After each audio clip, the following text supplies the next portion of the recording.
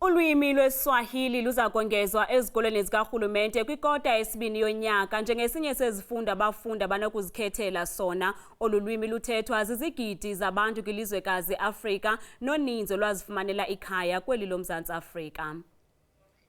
Ulwimi lwesiSwahili luthethwa ngabantu ababalelwa ku-100 million, ingakumbi kwimpuma nakumbindi welizwekazi i-Afrika.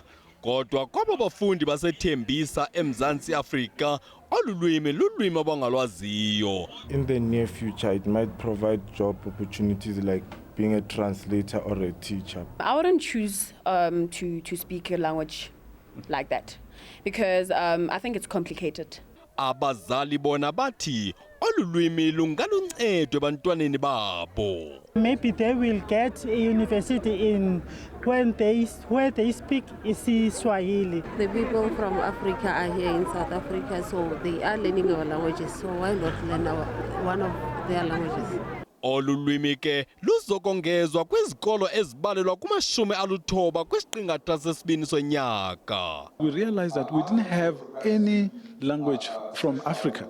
And we looked at the most common language on the continent, and we found that Kiswahili is the one. Umbutho wetishala isatu ikwamkele ukongezwa kwesiswahili ezikolweni. We believe that it is going to promote unity and will promote intercontinental trade.